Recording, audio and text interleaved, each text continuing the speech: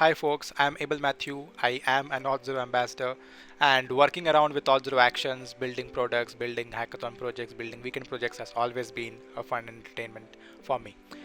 In today's video, let us try to understand how we can leverage Auth0 Actions to have a ban list of IPs or corresponding ways to protect your application from getting used by malicious users.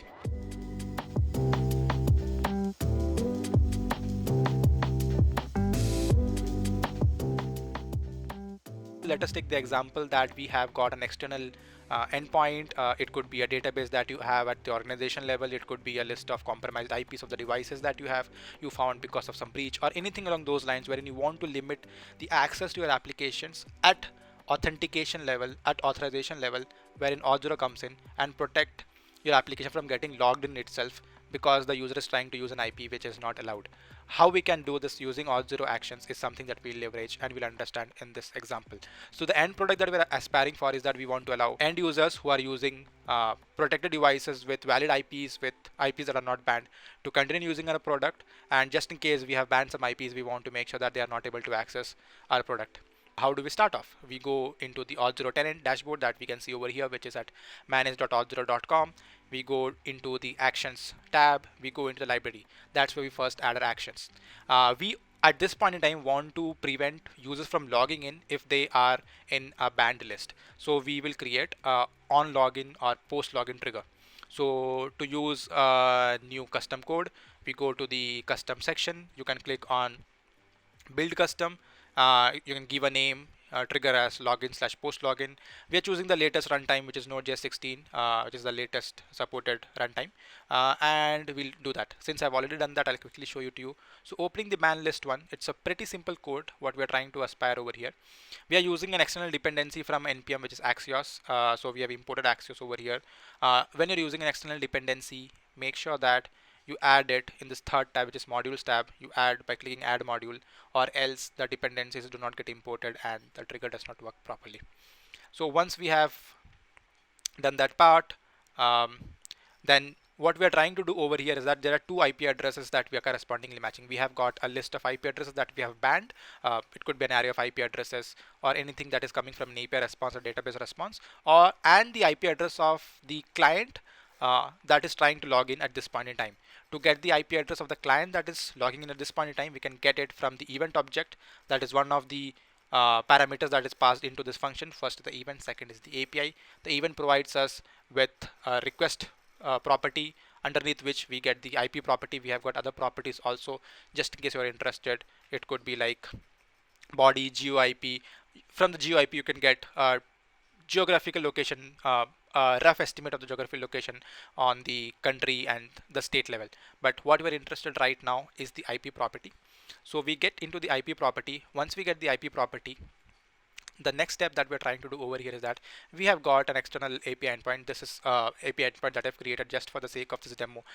It is just an endpoint that gives an array of IP addresses that are banned. At this point, I have put my personal IP address without running it through a VPN, the default IP address of my device in that banned list. So my device by default is not allowed to log in. That's what I have configured at this point in time. I'll quickly show you in the next demo.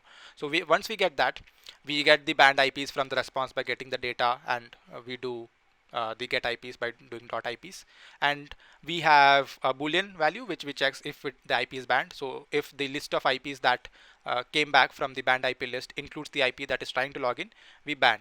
How do we ban it? We ban it by calling api.access.deny. This is a method that is provided by the second parameter in this function, which is API. We also pass a custom message. This message can be used by the front end to show it to the users just in case the login fails. So that's the only thing that we have to do. We can also run it via test users to make sure that things work. So if I click on run test, so it does that. In the end, I have also logged the IP address of the user that is trying to log in. This is just to make sure that just in case something goes wrong and you're trying to debug, this comes in handy. But this is not something that is required for the functionality of this product. But yeah, that's there to make sure that it helps in debugging just in case something goes wrong. So make sure that you add the module, and once all of that is done, click on save draft, click on deploy.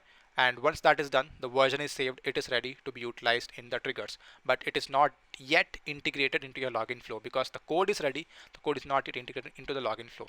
To integrate it into the login flow, get into the flows tab, we are using it for the login flow. You can also have something similar for ban list of email addresses. You can have similar logic and have it for post user registration or pre-user registration to prevent them from getting registered. So that's something that you can explore.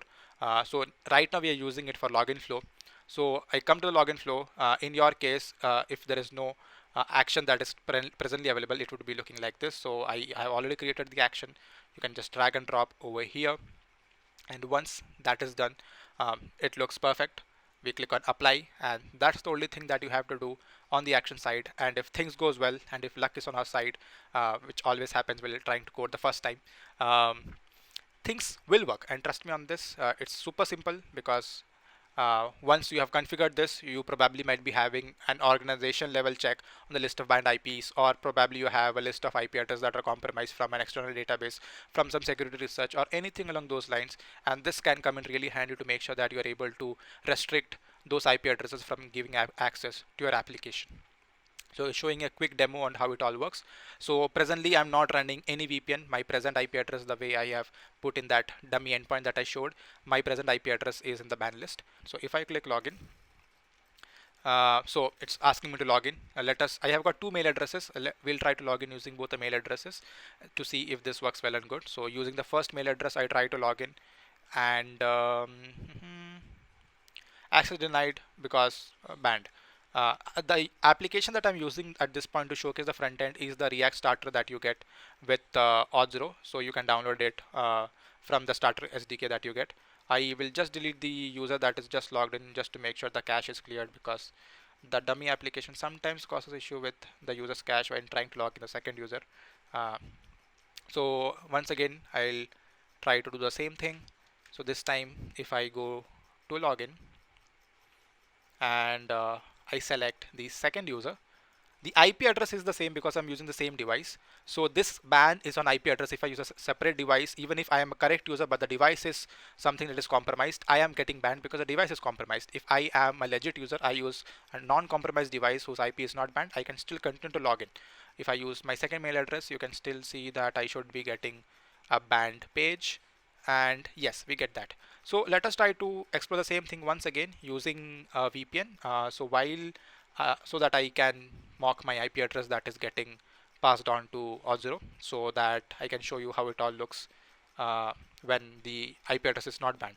So this is something that is happening at the IP level. So it's not that the entire application is down for everyone. Users are not banned. The IP address is banned because the device is compromised. So I am using one of the VPNs that I have installed. You can use any VPN to test it, or anything that is available to make sure that you have separate IPs. You can try it out on a separate device also. So quickly connecting my VPN, and if once that is connected, I should be able to log in. Yeah, that is connected via some region. So yes, I will just quickly go to the home page.